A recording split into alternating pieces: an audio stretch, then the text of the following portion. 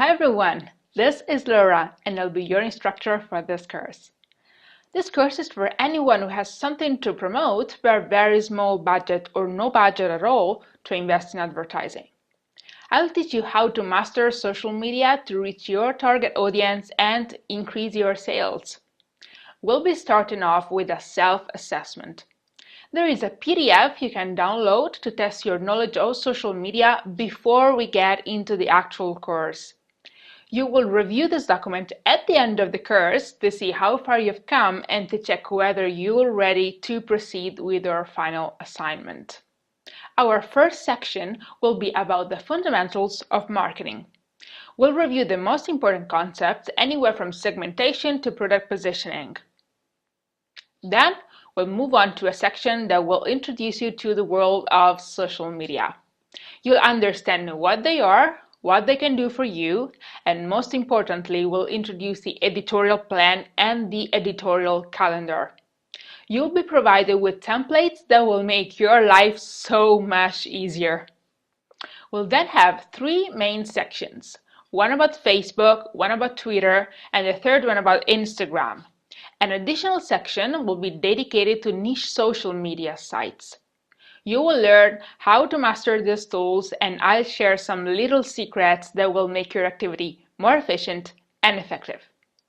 We'll then move on to community management. A company does not need customers, it needs fans, and you'll learn how to turn your audience into an army of fans and make each single customer a brand ambassador that will spread your word for you. Then we'll have a section fully dedicated to blogging, to understanding how to blog with purpose and use a blog to create an additional income stream. You wouldn't mind making some money on the side, would you?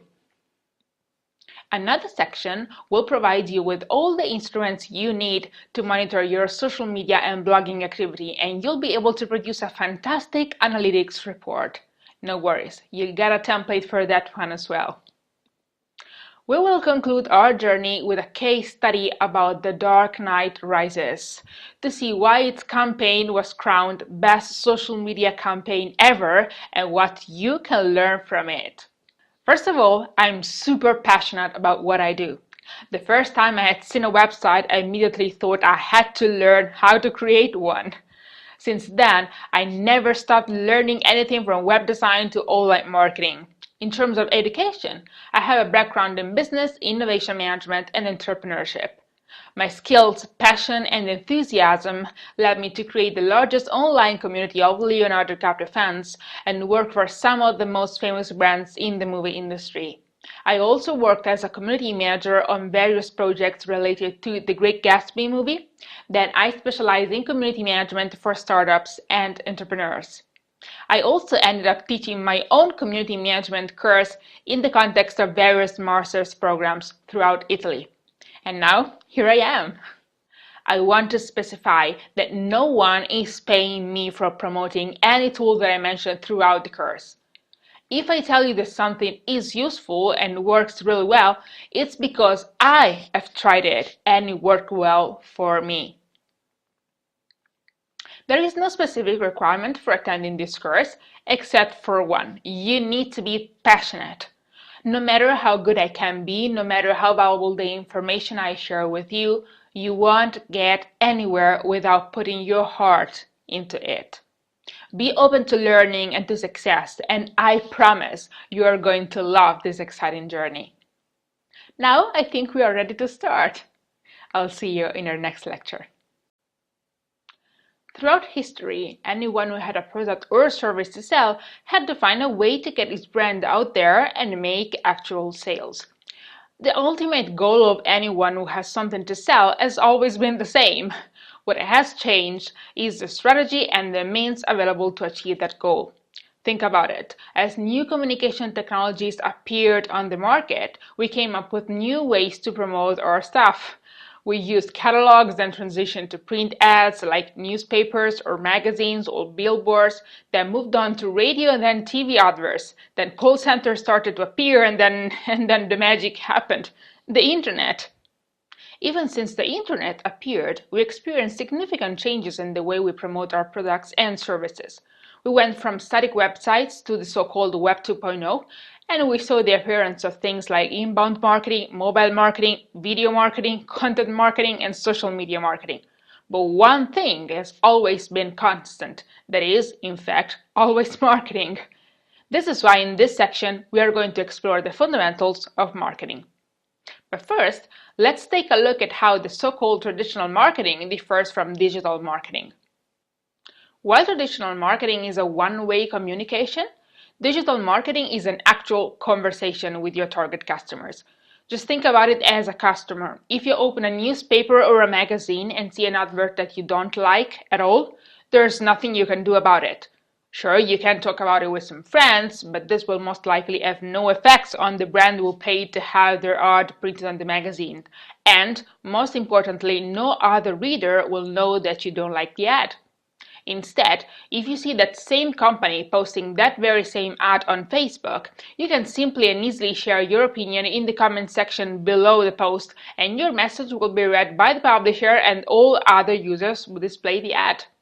For a company, this means that an online advertising campaign needs constant attention and monitoring, and also a policy that dictates how comments like yours should be moderated. This might sound very negative and complicated, but it can actually be very positive because you have the chance to actually listen to your customers and make changes based on their preferences, and their preferences is what really matters in the end. I also just said that you can make changes, because you can, and you can also do that very fast with online ads. This is impossible with traditional advertising. Think about the time and resources you need to print and install a large billboard or an ad on a monthly magazine. Once it's done, it's done. You can't change it. Instead, if you understand that a Facebook ad or Twitter ad is not working, you can change it on the spot for no additional costs. The third huge difference is that now everybody can advertise. This course would not exist if the web didn't offer affordable or even totally free opportunities for people like you and me who might have just launched their product, service, or business in general, or plan to do so in the near future. But why is it cheaper to promote online? Because of the lower demand and supply. When the supply increases, the price drops. And the supply is so high as there are so many places on the internet where you could advertise your product. Not only advertising online is cheaper than traditional advertising, but it's also smarter, because you can be very, very specific in defining your audience. But we'll discuss this aspect more in depth when we talk about Facebook advertising, as I think this is currently the best option in terms of strategic targeting. I'm not saying that it is wrong to invest in traditional marketing, because it still works perfectly for some types of products. But, well, you surely have realized that the whole world has transitioned into a very digital environment. Magazines are going digital, we perform many of our daily tasks online, such as banking online or reading books on our e-readers. We are in the so-called digital age, and it definitely makes sense to invest in a digital campaign. If you can afford a traditional campaign, the two types of marketing can coexist, but I would not recommend to go exclusively for the traditional approach. And I assume you agree with me as you've joined this course. Hi! In this lecture, we are going to talk about what a vision is and why you need one. We'll then move on to the importance of establishing clear objectives for your business and conclude discussing targets and segmentation. The first thing you need to define when planning your marketing strategy is your vision, a sort of mental picture or where you want to get a few months or years from now. It should function as a roadmap for your future. After having a clear picture in mind, you need to write it down and produce what is called a vision statement. In practical terms, the vision statement should indicate what you intend to achieve over time. The words you choose will guide each single one of your future activities. When you're uncertain about whether or not you should do something, you will simply have to ask yourself, is this going to help me achieve my vision? If the answer is no, then don't do it. As easy as that. This will help you stay focused on what really matters. Your goals and objectives should naturally flow out of your vision statement and should be both short-term and long-term. Setting concrete objectives will help you stay motivated every day. Think of specific, realistic, measurable goals and give yourself a time frame to achieve those goals. Only if you set clear goals will you be able to evaluate how you're doing. With digital marketing, this is particularly important. When it comes to your online presence, you need to understand what key performance indicators are most relevant for you and decide what is for you a good result. Let's assume that an average of 10 people interact with each of your Facebook posts. Is it good? It depends. You can answer this question if and only if you have a clear goal. Maybe you've launched your Facebook page just a couple of days ago and your goal for the first month was to have 20 people interacting with each post. In that case, the answer would be, this is great. If your goal was to have 100 interactions per post after a week, maybe you're not doing as great as you expected to. But you see, if you don't clearly set your goals, the answer to the "is it good" question will always be "it depends." One important thing that stands between you and your goals is understanding your target customers. Marketing is all about exchanging value. You give something to your customers that is of value for them and you get profits in return. This means that you need to understand who exactly you want to address, whose needs you want to satisfy. To better understand the profile of your ideal customer, try to divide your target market into various meaningful segments. You can use various criteria as a basis for market segmentation. For example, geography, dividing potential customers by region or climate. Demographic data can also be used as a basis for segmentation. You can separate customers for their age, gender, or income levels. You can use psychographics, looking at things like lifestyle or personality. Or maybe usage rate. Are you looking at people who have already bought your product before or at first-time buyers? Choose the variables that you think are important for your product and your business. After carefully segmenting the target market, you may choose to target one or more of the segments you found. This process will help you define a strategy to market your product to each single segment that is much more effective than a one-size-fits-all approach. In our next lecture, we'll keep talking about how to define your marketing strategy. See you there. To define a successful marketing strategy, not only you need to understand your customers, but you need to also have a clear idea of how your product or service fits into the competitive environment. First of all, you need to identify your competitors. You should consider both your direct competitors and your indirect competitors. Direct competitors are your primary foes. For an airline, for example, let's say for British Airways, a direct competitor could be another airline, obviously. However, sometimes the most dangerous competitors are the indirect ones. These guys compete with you for market share, but they do so with a different product configuration or sometimes with a completely different product. Can you imagine what company launched a service that many see as a substitute product to air travel? The answer is Skype. It might sound surprising, but many people who used to fly to other countries for business meetings now can simply use Skype for conference calls. This example shows that you must carefully examine the market to identify every possible source of competition. But after that, you need to understand how you can get a competitive advantage and capture a share of your competitor's business. Generally, there are two types of competitive advantage: cost advantage and differentiation advantage. In the first case, that is cost advantage, your product offers the same value as that of your competitors, but you charge a lower price.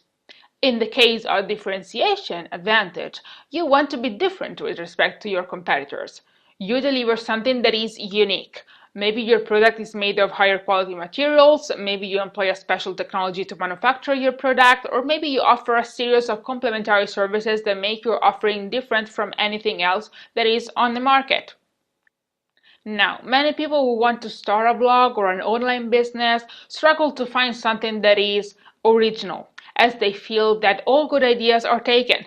The truth is that whatever topic you want to talk about in your blog, in your ebook, or anything like that, you can talk about it in a different way than anyone else does. Because remember, you already have something unique. That is you. So as long as you let your personality emerge, your product will necessarily be different. What you have to work on, and what I'm sure this course will help you with, is understanding how to communicate to your customers that your product is unique. We will discuss this in more details in our next lecture. As an entrepreneur, I'm sure you either have launched your business or you have at least an idea. Your product or service is unique for some reason, and you know it. However, it doesn't matter whether your competitive advantage is based on cost or differentiation. What really matters is how your customers perceive it. After segmenting your market and choosing the market segments that you want to target, it's time to position your product. Product positioning is the image that a product occupies in the mind of the customer compared to the competitor's product. You basically want to create the message that will allow you to reach your target group. Be careful. Positioning is not what you do to the product itself, but to the mind of the customers. You want to make your customers perceive your product in a certain way. And you do this by modifying, for example, the name of the product, its price, or its packaging, but not the product itself. It's all about the message that you convey to each customer segment. Generally, the message you choose should make your target customers understand how you can help them solve a problem or create an opportunity. Let's look at some concrete examples. If we talk about chocolate, I'm sure you think of two completely different things if I mention Ferrero Rocher and M&M's. The first one is of medium high quality and its high price reflects this. The second one is a low quality and low cost chocolate. This is how they position themselves. This is the image that they created in your mind. An important part of product positioning is the name of your brand. There is a great quote saying, "The brand name is like a knife that cuts the mind to let the brand message inside." It's not about having a name that simply sounds good, but that is capable of conveying the message that you want to convey. Also, when you come up with a new name for your brand or product, make sure to always Google it.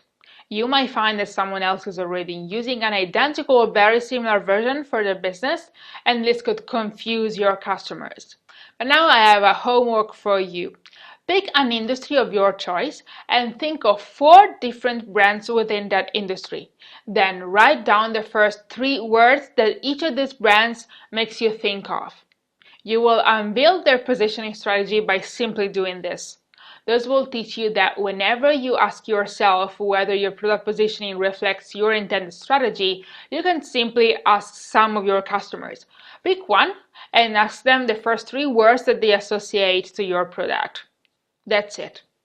So now that we've covered the fundamentals of marketing, it's time to dive deep into the really fun stuff. In our next lecture, we'll start discussing social media and why they are a train that you just cannot afford to miss. See you there. I can't wait. Hi there. Now this is where the real fun begins. Ready? I'm sure you are. First of all, let's understand what a social media site actually is. It is also called social networking website, and it's an online platform that allows users to create a personal profile and interact with other users on that same website. The types of interactions vary on each social network, but they all give users an opportunity to connect with other people. Do you know how many people are on Facebook? As of the second quarter of 2015, Facebook had 1.49 billion monthly active users. On August 28th, 1 billion people logged onto Facebook. As Zuckerberg said, that means 1 in 7 people on Earth who is not on Facebook typically has an account on at least another social media site. It's clear that social media is a huge, dynamic part of modern life. For you as an entrepreneur, it is an opportunity for your business to enter the lives of billions of people and improve your company's reputation and results. But let's see the various opportunities offered by social media. Obviously, you can expand your reach. It doesn't matter whether you're looking for customers that are from the other side of the world. You have no boundaries on social media. You can obtain incredible visibility and awareness for your brand, products, or services with targeted customers. You can also investigate customer preferences. People talk on social media. This means you have the chance to listen to what they say. If you listen carefully, you can get valuable first-hand insights into their preferences, problems, challenges, and needs. As a matter of fact, I believe this is one of the primary reasons why your brand should be on social media. So far, we've said that you have improved access to your target customers and you can listen to their conversations to investigate their preferences. This is why it's easier to capture leads on social media. A lead is a potential sales contact, someone who has expressed interest in what you do, which means that he or she is likely to actually purchase your product or service. Through social media, you can share valuable content to grab attention of potential customers and give them a reason to give you their contact information, be it an email address, a phone number, their mailing address, or any other useful information you might need. Once you've captured a lead, you need to take action to make sure the potential customer becomes an actual customer. You can do this by feeding your contact with additional content, and social media can obviously help you do this. Being active on social media, you can optimize your time and resources and easily deal with complaints or support queries openly and honestly. Let's assume 50 of your customers have the same problem with your product. If you are not on social media, these 50 people have no choice but calling you or emailing you to know how their problem can be solved. If you are on social media, you can just share the solution in a post and you are saving so much time because none of your customers has to email you. However, many people are still convinced that there is no need for being on social media.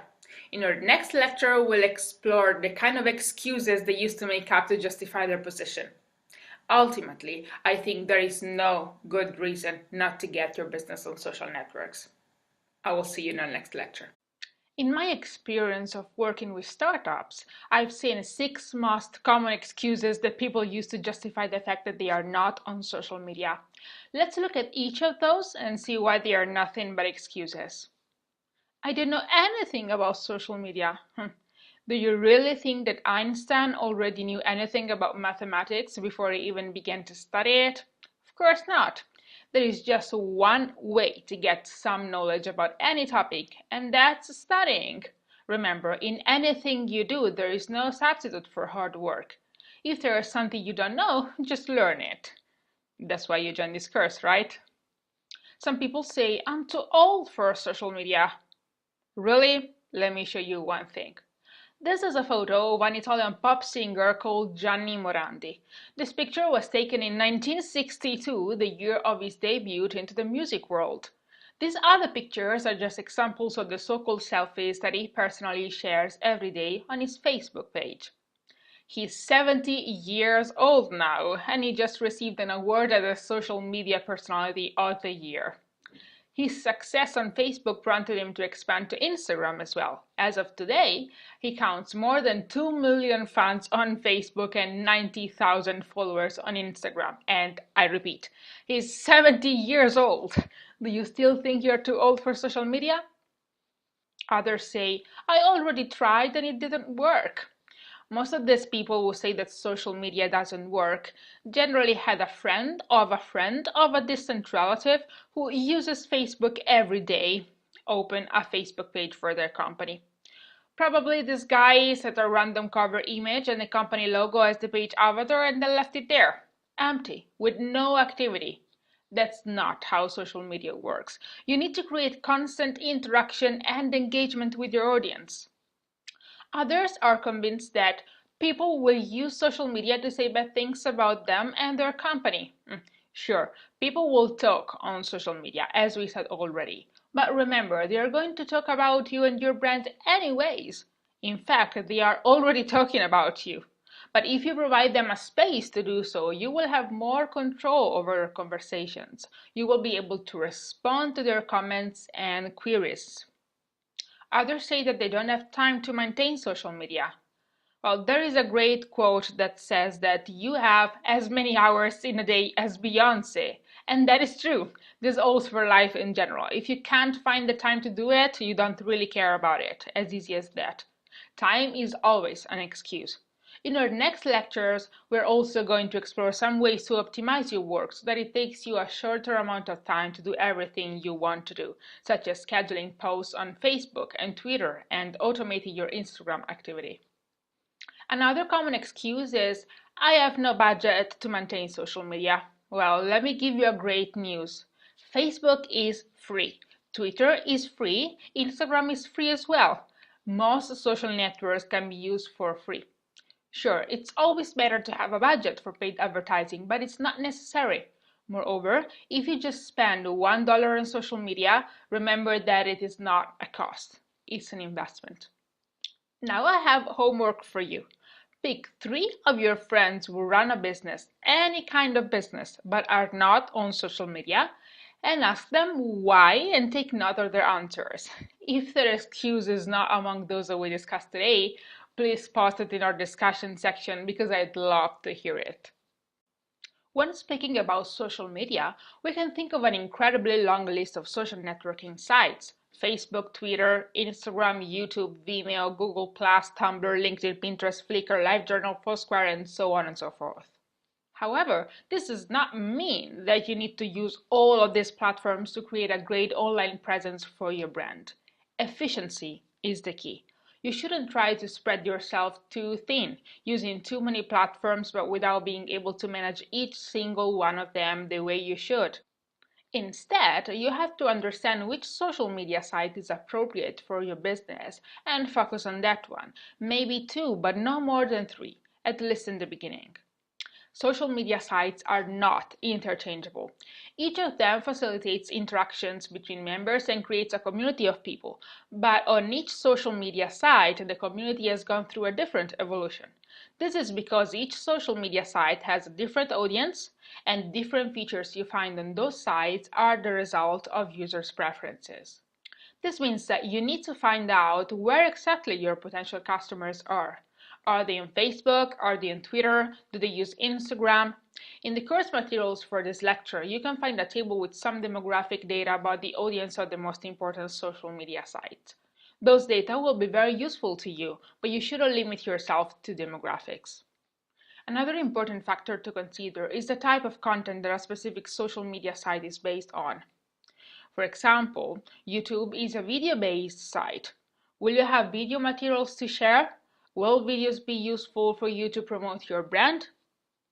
Instead, LinkedIn is a business social network. Is your content suitable to the kind of conversation that people have on LinkedIn? Foursquare, another example, is a location-based site. If you sell online and you don't have a physical location that your customers can visit, then Foursquare is not for you. As a third aspect, you should consider which social media site resonates with you. Whatever you do online, you should do it enthusiastically. If you don't have that enthusiasm, people will notice. There is no way to fake enthusiasm.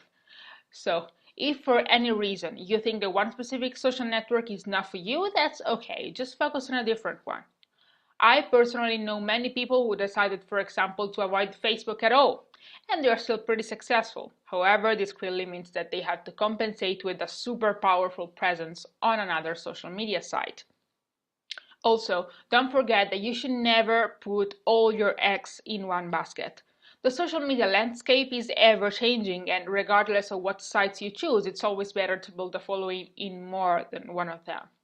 In this course, we are going to focus on Facebook, Twitter, and Instagram, as they are the ones that, in my experience, work best for most type of businesses, especially small ones. Then we are going to talk about niche social media sites, what they are, and why you should pay attention to them. I'll see you in our next lecture. After working on all the things we discussed in our previous section about marketing and reflecting upon how to use social media to benefit your brand and choose the most appropriate social media sites for you, it's time to actually start planning your social media strategy. In this lecture, we are going to look at the general framework you should use to plan your social media strategy. There are 2 main tasks you need to complete here. First, you need to create an editorial plan. Second, you need to produce an editorial calendar. Now, most people think that these two things are exactly identical, but they are not. They are completely different. An editorial plan is the roadmap for your strategy. In the course materials for this lecture, you can find a sample template of what I mean by an editorial plan. If you open it, you will see that it should contain the following key information: a presentation of your brand, a description of your target customers, what your main goals are, what social media channels you are going to use to promote your brand and why, what kind of materials you are going to post, at what times of the day you are going to post, and how you are going to evaluate your results. By now, you should be able to complete at least the first 3 points. Throughout the course, you will learn how to complete all the others. But why is the editorial plan so important? Most people think that only social media agencies should do this for their clients to make them understand how they are going to operate and what their client is paying them for. I found out that doing this just for yourself will create a unique sense of awareness of what you are doing and how you are going to operate on social media. One thing is having your strategy in a corner of your mind, another thing is reading it written on a piece of paper. Obviously, when I do it for my clients, I create a beautifully designed piece of work that looks more like an actual book or company report. You don't necessarily need to do that if you are just creating the editorial plan for yourself. But I strongly recommend you to print everything once you completed every section. This will help you visualize and internalize the steps you have to take. After completing the editorial plan, it's time to work on the editorial calendar. In the lecture materials, you can also find a template for that. It is an Excel file, but you can also create a spreadsheet on Google Docs if it is more convenient for you. Anyways, it is basically a publishing schedule indicating what you're going to post and when. You might want to plan your updates maybe a week ahead or a month ahead. It's really up to you. In any case, the editorial calendar will help you visualize everything you post and give structure to your creativity. By planning your posts ahead of time, you also drive perseverance and you keep yourself motivated every day. Please note that both the editorial plan and calendar are always evolving. Through time, for example, you might see that you need to change your strategy a little bit, or maybe the times during the day when you post your updates. So you should periodically update your editorial plan and print out the new version to keep yourself on track. Same for the editorial calendar. Maybe you feel you need to add another column or any other useful information. The template I provide, it's really a generic one, so make sure you edit it so that it works for you. I'll see you in our next lecture. So what is Facebook? It's currently the largest social network in the world. With such a large user base, ignoring Facebook really isn't an option for most marketers. Facebook has 3 tools: pages, ads, and groups that can be used by anyone. Each of these options has its own purpose, and they can be combined for greater reach. In this lecture, we'll discuss the basics of Facebook and start talking about Facebook pages. Then we'll have 2 more lectures that will explore more in-depth pages and what they can do for you. We'll then move on to Facebook ads and Facebook groups. Let's start with the basics. I'm pretty sure you already have a Facebook profile, but just in case, let's discuss what you see as a logged-in Facebook user. You have a personal profile that is called your timeline that includes a profile picture and cover photo, as well as a series of other personal information such as your employment history or your relationship status. Obviously, this information is optional. It's called a timeline because you can include information, important milestones, and memories spanning your entire life. Once you've filled out a good portion of your timeline, you can start searching for and adding so-called friends. Search for them in the search box that appears on the top of the page. Finding friends on Facebook is incredibly important, not simply to connect for connection's sake, but to stay up to date on your friends' latest news, thoughts, activities, and tastes. And the place to access that information is your newsfeed. The newsfeed is the first thing you see once you have logged in. There you'll view friends' status updates, new photos, links to articles, etc., and the contents posted by the pages that you like. You can interact with each post by liking it, commenting on it, or sharing it on your own timeline. Needless to say, Facebook can be an enormous source of distraction. I personally used to waste a lot of time checking out everything that appeared on my newsfeed until I found a free plugin that tremendously increased my productivity. It's called Facebook Purity. You can just Google it and install it in your browser, and it will give you the option to hide your timeline completely. It might prove incredibly useful when you have to concentrate on something.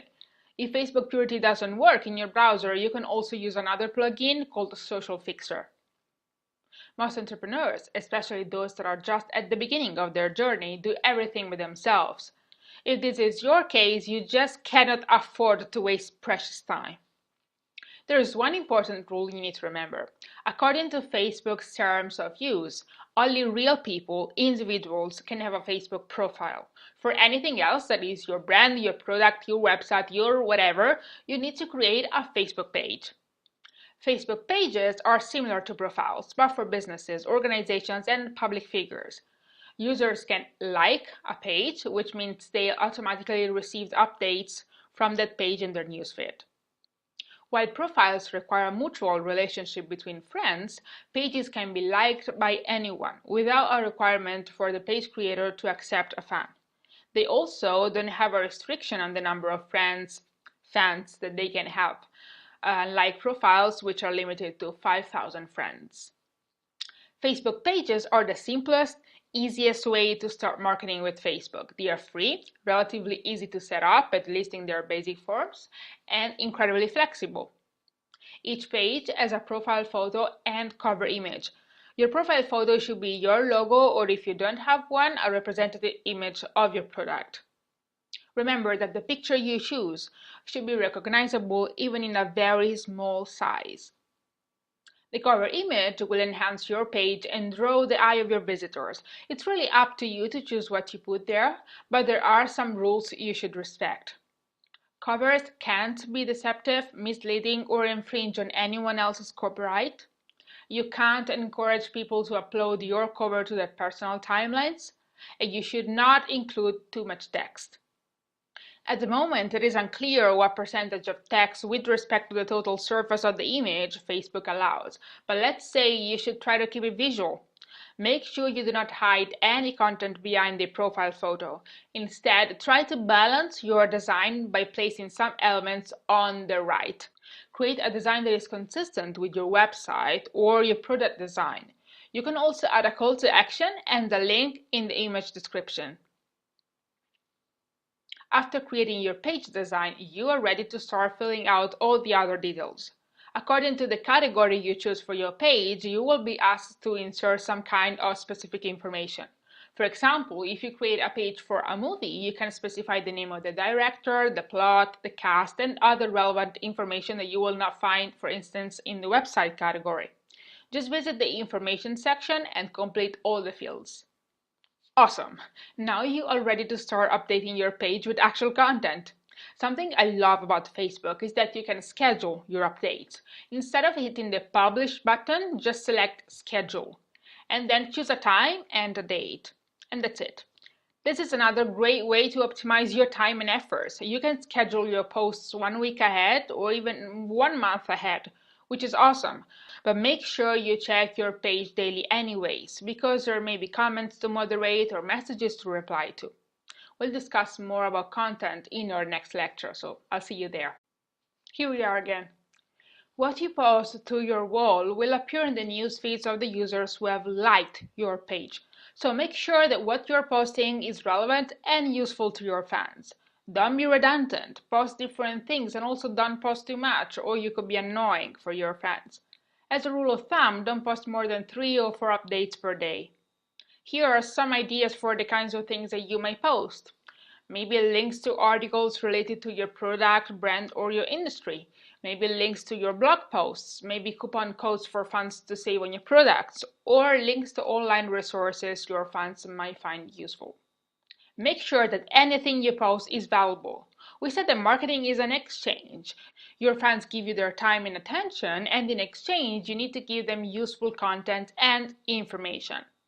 Try to get people involved. Asking questions is generally a great way to do that.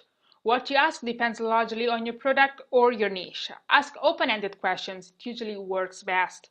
Also, asking opinions on a new product idea or project can be a good way to convince your fans that your company cares about what their needs and wants are. Even if your Facebook page is certainly a way for you to advertise your product, try not to be too commercial, too selly.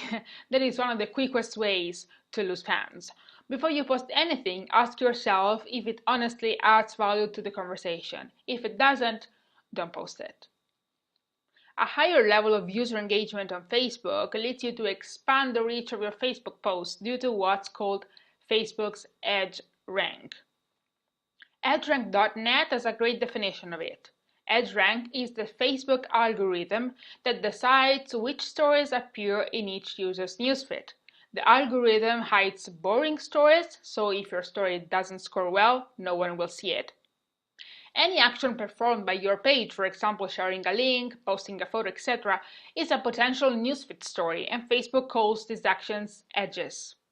To make sure that each user is not overwhelmed by an infinite amount of information on his or her newsfeed, Facebook created an algorithm to predict how interesting each story will be to each user.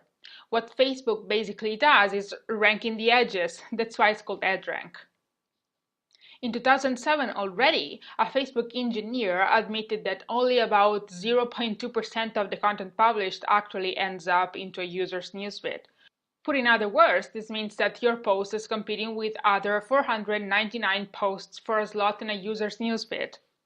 Even if many of the components of the algorithm are still unknown, we do know for sure that a huge part is played by the so-called edge weight. The more actions users perform on your post, likes, comments, or shares, the higher the edge weight of that post, with comments apparently weighing more than likes. Remember, anything can be shared in a way that captures and engages your audience. Let's take a look at a great example. This post is a very bad one. No valuable information, no outstanding graphics, no engaging copy. Now, look at this other one. This is awesome. It engages the audience and at the same time it can collect valuable information for Walmart in terms of customer preferences. It's simply great. It doesn't take much to turn a very cold content into an engaging one. Add one question, ask for people's opinion, ask them to tag their friends in the comment section, and you will certainly see the difference. Now, because practice makes perfect, I want you to find some ideas. So take a look at the material for this lecture and download the special exercise. You will discover a section of posts that I found online and that I think could be definitely improved. Try to modify each of them, making it more engaging for fans. It's going to be fun. Hi there. In this lecture, you're not going to see me. You're just going to hear me. This is because I really want you to focus on what's important, that is Facebook's Insights panel. Facebook will automatically pick some pages that have similar audience to your page, and you can add these pages to the Pages to Watch section. Facebook is not simply an advertising channel. It is also a very powerful tool to perform market research. Accessing your page's Insights panel, you get access to a whole lot of information that will give you actual insights into customer preferences and habits that will be useful for you to maybe change your editorial plan. That's why I previously mentioned that the editorial plan is ever-changing, because it evolves as you collect more data about your customers, and Facebook plays a key role here. Now, start by visiting your page and clicking the Insights button at the top of your screen. The first section you see here shows data about last week. Under Page Likes, you can look at how many fans liked your page this week compared to last week. If these numbers are different, make an effort to understand why. Did you change your strategy? Did something happen that increased or decreased interest in your page? Post reach is the number of unique people who have seen your posts this week and over the last week. This could be fans or friends of your friends. Again, compare the two numbers, and if they're different, ask yourself why. Your reach is usually positively correlated with the numbers you find in the third column related to engagement. This is because of the ed rank that we already discussed. More interactions with your posts equals more people seeing your posts. Underneath these three columns, you find some additional information. There is a list of your 5 most recent posts with the number of interactions they generated and the people they reached, a great tool to see what worked best or worst. You can also add your competitors' pages to this list to track their performance. If any competitor performs really well, it's useful to see why, so you can get some ideas. You can see the percentage change here. Now let's move on to the likes section. Total page likes gives you the trend of your likes. Using the graph above, you can specify the time frame for which you want to display this information. The net likes section here shows you the likes that were organic, that means unpaid, and those that were paid through Facebook ads, which we're going to see in our next lecture. You'll also see if anyone has unliked your page. You see here in red. This section here shows where your page likes happen. But now let's continue to the reach section.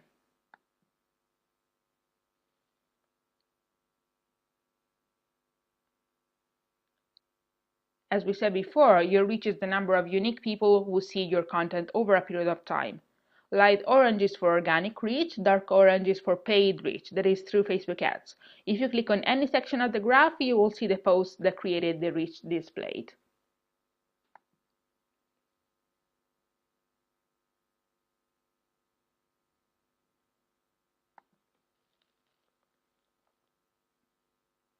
Here you get to see the trends related to likes, comments, and shares on posts. Once again, if you click, you can view the posts related to those trends.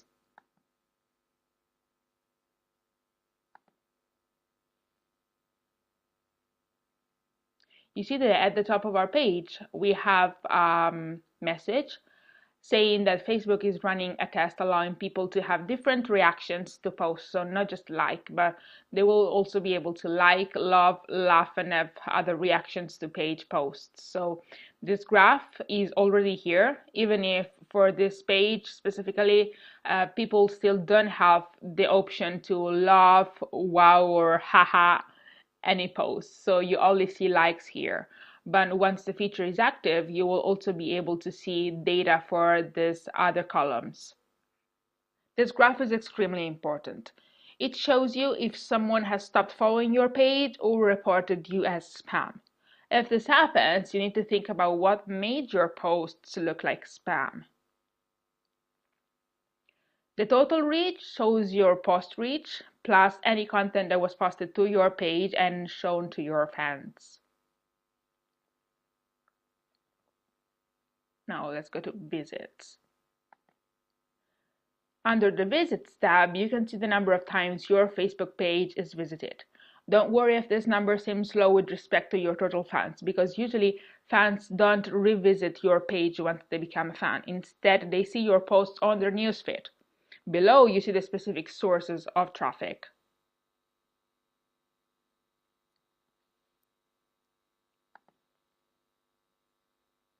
The posts section is split into 3 main areas. The first one here shows you how many of your fans are online at any given time during the day. This is a key information you need to include in your editorial plan. Facebook is the only social network that's going to give you this information. Here you have a list of the posts you shared on your page by type. You can see what works best for you and what doesn't. Generally, image posts tend to perform best, but it may not be the case for you. If there are some pages that you are watching, you will see here another section with the top posts from those pages, and it's useful to see what works well for your competitors. If you shared videos on your Facebook page, you will see a video tab here with some data about how many people watch your videos and how many of them actually watch for more than 30 seconds.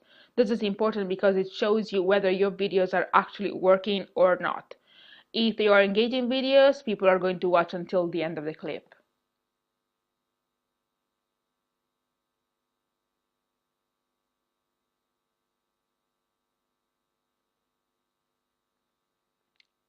Yeah, here are some statistics about videos. Now let's move on to the People tab.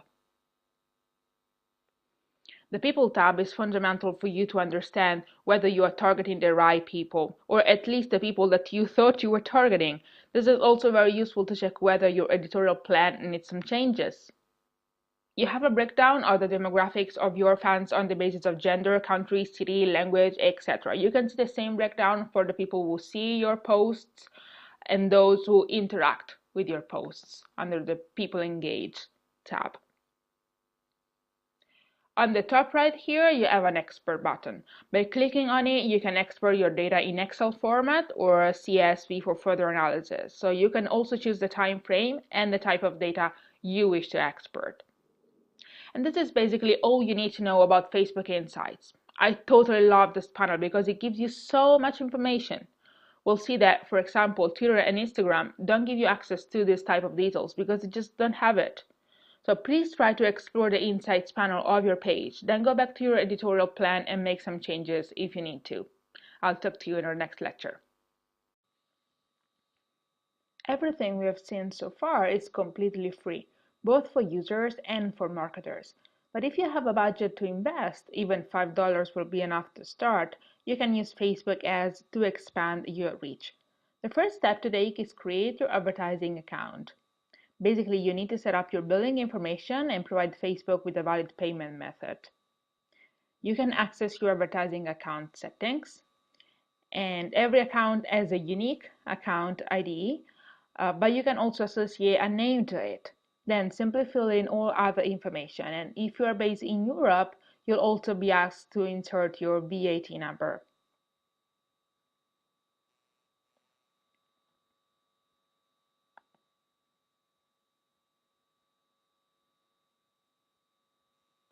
In this section, you can add more than one payment method, which can be useful in case maybe there is a problem with your credit card. If Facebook has a secondary source to get the money from, your ad will not be stopped. I leave it up to you to fill this information on this section, but I do want to stress one important detail. Set your account spend limit. This limits the total amount of money that can be spent in Facebook ads for your account. This will make you feel more relaxed, especially if it's your first time with Facebook ads. You know, some people get distracted and maybe put an additional zero in their campaign budget, but this limit will make you keep everything under control.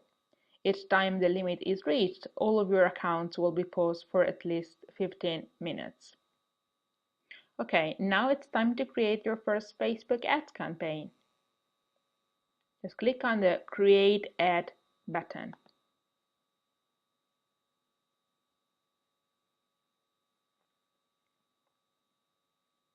Before you spend even a single cent on Facebook ads, it's important to define your goals. What do you want to achieve from this campaign? More likes? More engagement? More visits to your website? This should be very clear in your mind. You see, here you have a wide range of options. For example, you can decide to improve the engagement of a post, to get more likes on a Facebook page, to get more clicks or leads for your website, and so on. Whatever you choose, you'll have to insert some additional information about what you want to promote. If you want to get more visits to your website, you obviously need to indicate the link to your website. If you want to get more likes to your page, you need to specify what page exactly, and so on.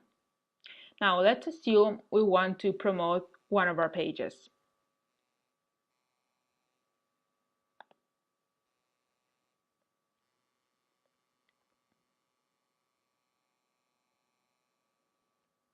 I already mentioned that one of the most powerful features of Facebook is that you can be very specific in terms of targeting. The first set of options you can define is basic demographic information. Setting a specific location from country to zip code, both international companies and local shops can target potential customers. You can also set an age limit and select one specific gender. If you click on the More Demographics button, you'll get a ton of other options you can explore and check whether they might be useful for you. You are able to target, for example, people by their life events, job titles, or ethnicity. In any case, limiting your research too much might be counterproductive. You can target people that are specifically interested in a subject related to your product. This might be a competitor's product, for example, or a magazine covering your subject. You can type a specific interest and Facebook will recommend similar ones. For example, I can write Titanic here and see Facebook here gives me other suggestions of related interests and related pages. Facebook also uses external data to help you define your target. For example, if you're launching a hotel booking service, you can target people who are planning a trip. Use the connections options if you might get some benefit from the so-called social proof. For example, if you're an emerging singer, it might be good for someone to know that one of his friends has already liked your page. This instead doesn't work very well with very technical subjects, generally. Since we are promoting our page, maybe we want to exclude people who already like your page. When it comes to budget, you can specify either a daily budget or a total budget. It's up to you. If you select total budget, Facebook will split it evenly across the campaign's lifetime. On the right, you can see the estimated daily reach of your ad based on your budget.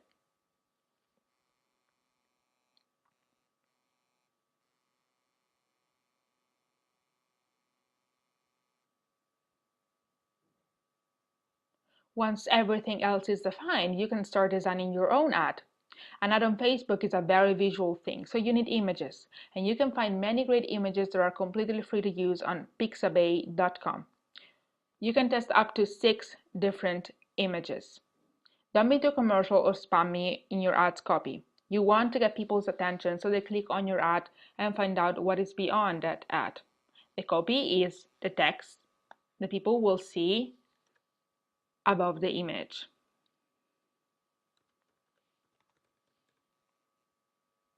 On the right, you can see the preview of your ad.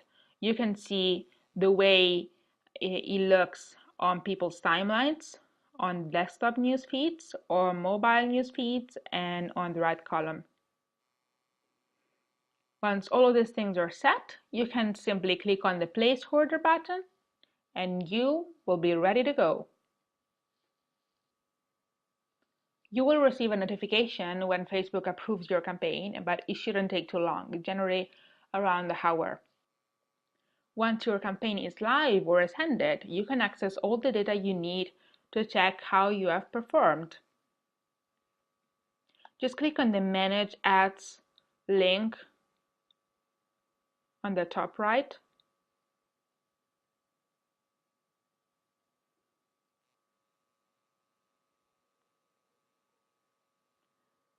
Select one of your campaigns.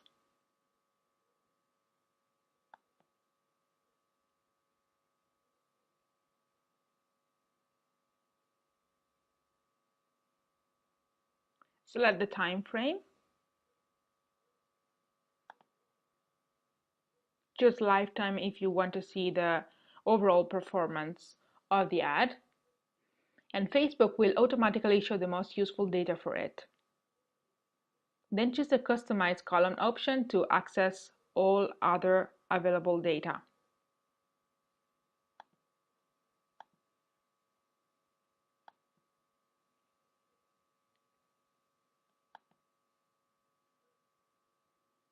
Specifying the breakdown, you will see how different groups you targeted responded to the ad. This information is useful to maybe change your Facebook targeting strategy. I know this might seem slightly overwhelming with all these numbers and statistics, but believe me, it's much easier if you actually do it. Practice makes perfect. So try and create your own Facebook ad campaign and let me know how it goes. So far, we've looked at Facebook profiles, pages, and Facebook ads. Today we are going to discover what Facebook groups are and how you can use them to promote your business. Facebook groups are the place for small communication, and they are conceived for people to share the common interest and express their opinion. They give people the chance to come together to support a common cause, discuss an issue, share some content, and so on and so forth. When you create a group, you can decide whether to make it publicly available for anyone to join, require administrator approval for members to join, or keep it private and by invitation only. New posts by a group are included in the news feeds of its members, and they can interact with other group members. Even if the idea of a Facebook group could sound totally unrelated to your business objectives, it's not. Let's see how you can benefit from a Facebook group. You can use a closed group or one that is by invitation only to give your community a sense of exclusivity. Yours is an elite group of customers, not everyone can join, and those who join feel lucky and feel like they are the chosen ones. You could even sell the membership to your Facebook group as part of a larger package. Open groups can also be useful to build awareness, authority, and interest in your brand. Even if the group is a free access one, joining a group creates a much stronger sense of belonging with respect to the simple like you can give to a Facebook page. You can gather people of like interest, and do you know what's the translation to this? That you gather potential customers. Moreover, these potential customers feel they are in a more protected environment with respect to a Facebook page, meaning that they will be more likely to share preferences and any other information that is valuable to you. You can use a group for customer support. We've already mentioned that social media in general is great for customer support, but inside a Facebook group, you can go beyond the generic cold answer and really try to establish a personal relationship with each member. Unless members have turned notifications off, Facebook will notify them anytime someone posts something in your group, meaning that the chance for them to see what you post is much higher. Now I have homework for you. Before creating your own group, use Facebook's search function to search for at least 5 groups that are somehow related to your brand. Join them or send your request to join, and once you're in, study. Explore what people are posting, what the administrator is posting, and do your best to understand in what way or ways he or she is benefiting from the activity in the group. Only after you have carefully analyzed these groups, start planning a group of your own and evaluate whether you could get an advantage from it, just as your competitors do. If so, go back to your editorial plan and add a Facebook group to your social media strategy. This concludes our section specifically dedicated to Facebook. I'll see you in the next section. Differently from Facebook, which is considered everywhere and by everyone a social network, Twitter is often defined as a microblogging platform. That should be great for people who want to blog but don't want to blog. Sometimes people want to share updates about their personal life and want to do this very quickly, and Twitter is the perfect place for them. Obviously, through time, Twitter has evolved into much more than a simple microblogging service. It is now considered as a tool for social messaging, news reporting, social media marketing, and much more. It is many different things to many different people. That is why I think you absolutely need to learn how to use it and discover its potential, because it could do great things for you too. Plus, as most other social networks, it's free for everyone to use. In my career, I've heard many people saying Twitter is just not for me. And they said so simply because at first it looks very different from, for example, Facebook. Truth is, using Twitter is as simple as signing onto the service and typing in a message. What on Facebook would be a status update, on Twitter is called a tweet and cannot be longer than 130 characters, which is basically the same limitation of text messaging on mobile phones. Just type your message into the text box under where it says "What's happening?"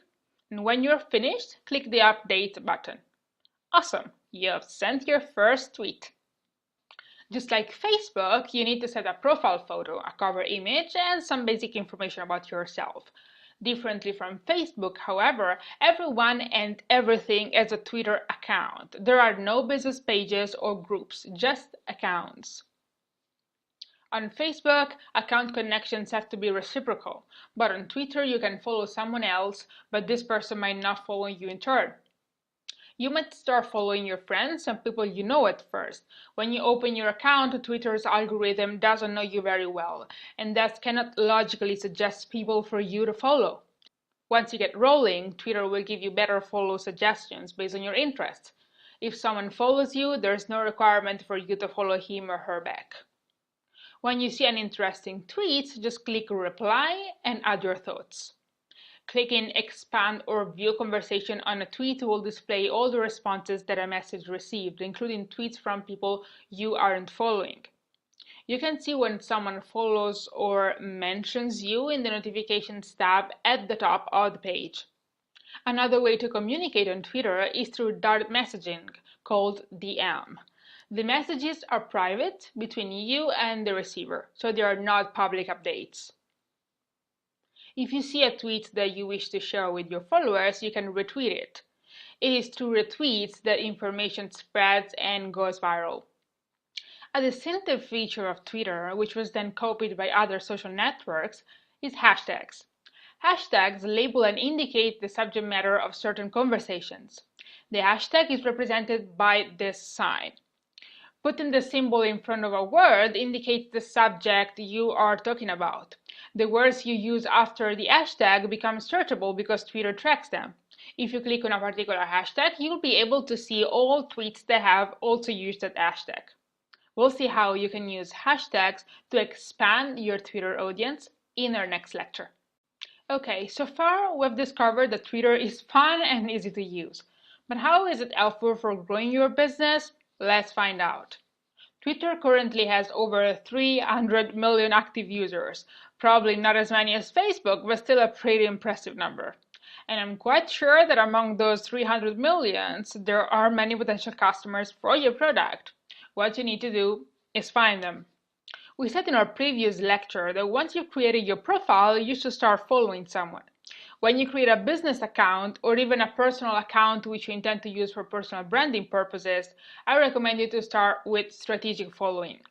Don't just add random friends and relatives. Start by following potential customers. You have two main ways to find them. The first one is through Twitter search.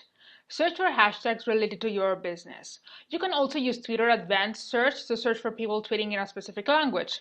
Let's assume I just launched a vegan restaurant in Rome and want to find new customers. I would start looking for people tweeting in Italian and using the hashtags Rome or vegan. Or alternatively, you can also input Rome as a location for your search, even though not all people add their location to their tweets. Another way to find potential customers is browsing the list of followers of a competitor. Let's assume there already are 2 other vegan restaurants in Rome. I would look for all those people following their profiles of the 2 restaurants and start following them. Why follow these people? It's a way to grab their attention. After following them, you can hope for a follow back. Remember not to follow too many people at the same time, otherwise Twitter might spot invalid activity and suspend your account. Try to follow no more than 150 to 200 people per day. A free service that I love is Topsy. You can perform very powerful researches, especially if you're searching by hashtag.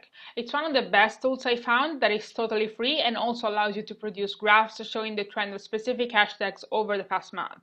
Take a look at it. You won't regret it. Always remember that interaction is key. Users ask and answer questions, they comment, they share knowledge. Listening and learning from what others are saying is a great way to start using and getting a feel for Twitter. But taking the plunge into interacting with others would really build your presence on the network and gain followers. Mention others, follow them, retweet them, interact with them in any possible way. Anytime someone new starts following you, send them a tweet and thank them for their interest in your work. Show them that you are there. After being on Twitter for some time, you start spotting influencers, those people in your industry who have a large following and whose opinion matters and influence others. That's why they're called influencers. Interact with them as often as you can. It may take a while for them to actually notice you, but if they do, a retweet, follow, or mention from their part could skyrocket your popularity and give you a chance to find more potential customers. Do you remember what we said about valuable content? Marketing is an exchange, and you need to give your followers valuable content and information as a payback for following you. Be consistent, post regularly, and try to test out various times of the day to see what works for you. Spread your tweets throughout the whole day, avoiding tweeting 6 or 7 things in a time frame of 5 minutes and then nothing for the rest of the day. Various studies concluded that it's best to post 3 times per day. But again, there's no right or wrong here, just test and measure.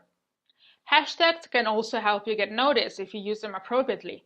In the same way that you can click on an hashtag and find everyone who tweets about it, others can do the same and find you.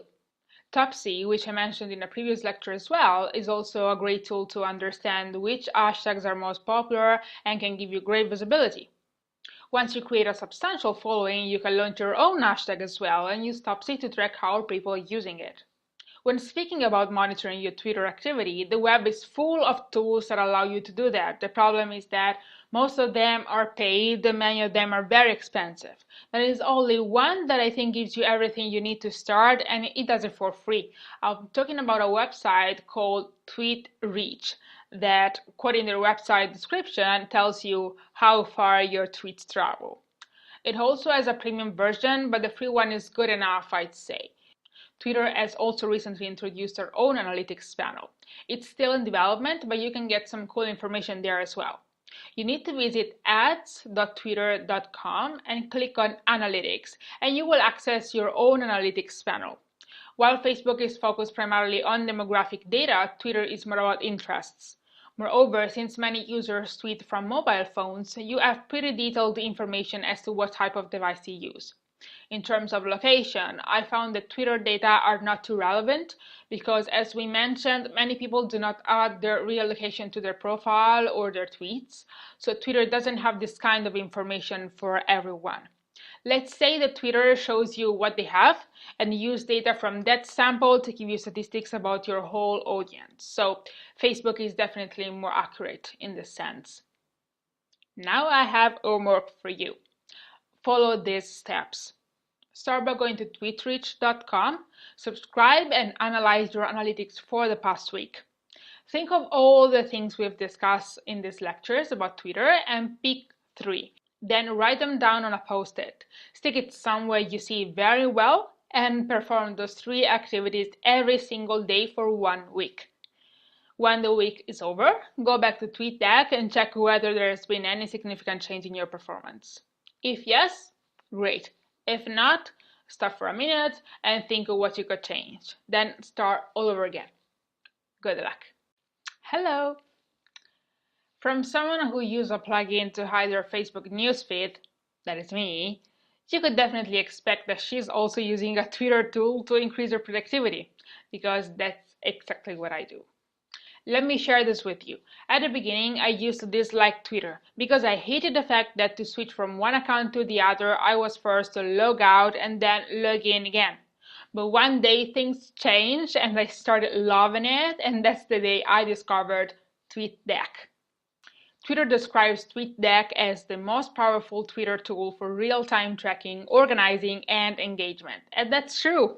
It allows you to organize and build custom timelines, keep track of lists, searches, activity, and more, all in the same interface. You can use it online, but you can also download the desktop version, which I recommend you to do.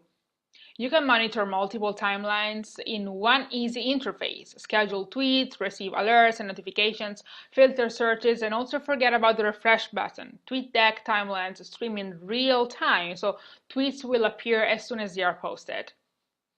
I invite you to visit tweetdeck.com and start using it now. It's super easy to use and you have no idea of how much time you'll save. It's so amazing. I have to confess that I typically do not invest a lot on Twitter ads because I found the average conversion rates to be much lower than on Facebook. Put it in other words, advertising on Twitter has always been more expensive to me with respect to Facebook, but this is just my experience. It really depends a lot on the type of product or service or website you advertise. So I think you need to grasp the functioning of Twitter ads as well and maybe give it a try so you can check what works best in your case. First, you need to set up your Twitter advertising account, and to do that, just visit ads.twitter.com. It's a little bit like Facebook here. Just set up your account and specify your payment method. Without adding a payment method, you won't be able to launch your first campaign. So do that. Just like Facebook, depending on your goal, you can launch a different type of campaign. Just click on the Create New Campaign button and you'll see the various alternatives. The process to set up each of these types is pretty much the same. Today we're specifically going to look at how to launch a leads campaign on Twitter to get contacts of potential customers. You'll see why this is so important when we talk about list building. Here we go. The first thing to do is add in your campaign name and select the time frame that you prefer.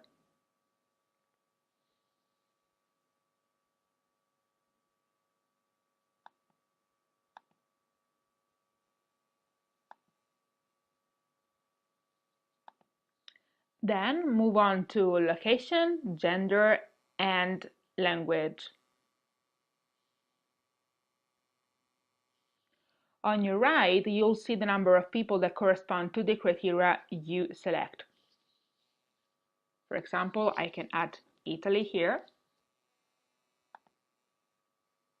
select female only, expand the language field, and add Italian as a language.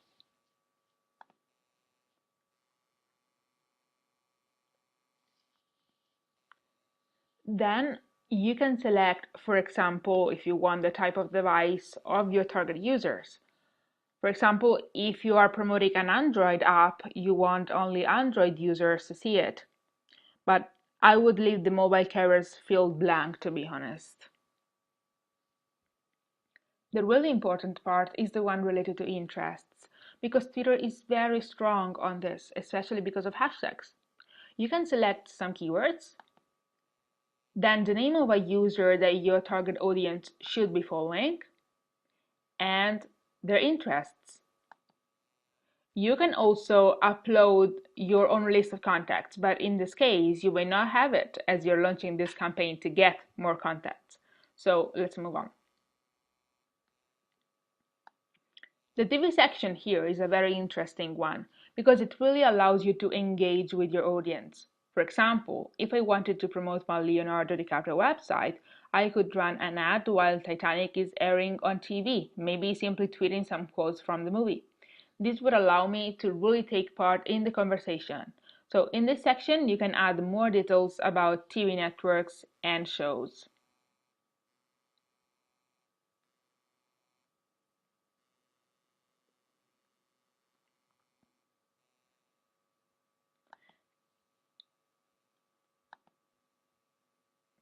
Behavior targeting is based on online and offline behaviors and characteristics, but it's still in test mode and it's available in some specific countries only.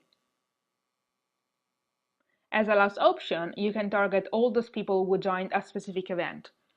Maybe if you're selling sports products, you might target people who attended a certain football match. Then, choose where your ad should appear, either in users' timelines or detail pages. Now it's time to select a budget. Like on Facebook, you can set a total budget for your campaign, and the bid is the maximum you are willing to pay for each lead. You will not pay more. At the beginning, you might use automatic bidding to see how it goes. In these fields here, you should create the visuals, so make sure to have an image ready to upload. Images must be at least 800 pixels wide and no more than 1 megabyte. Other elements you will need to provide to create a Twitter card include the title, a call to action, and a short description.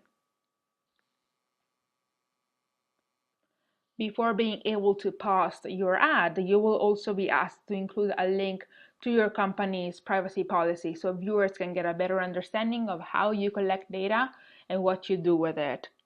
Then you will have to indicate the fallback page, the page which users should be redirected to after subscribing.